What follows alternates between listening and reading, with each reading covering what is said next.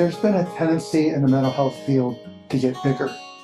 Large corporations are buying out hospitals and residential treatment centers, and as they do, it becomes more impersonal and the quality goes down.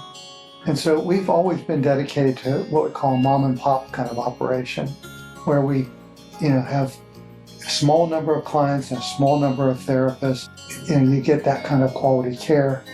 And we breathe it down through the staff. The goal is to be able to create a very similar kind of clinic that we have in Monterey. And so we don't want to get big. We want to stay small. And we don't want more, we want less.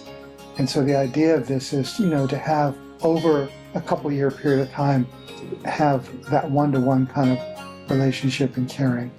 And I just think that when a person has a problem with depression or addiction, it's the biggest crisis of their life.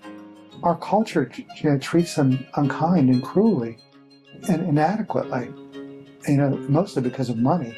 So to be able to utilize people's insurance benefits in order to be able to help them get really quality care is what we're about. Well, I think that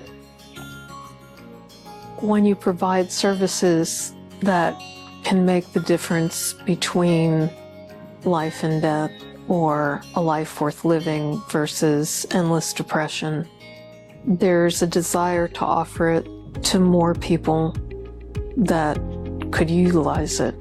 And at the same time, you don't want to become McHarmony. So, you don't want to so standardize something and replicate it that it loses its soul. So we hope that what can happen is something similar to what's happened in Monterey, but we're aware that it happens over time, incrementally, from the ground up. And so that's what we'll be working on.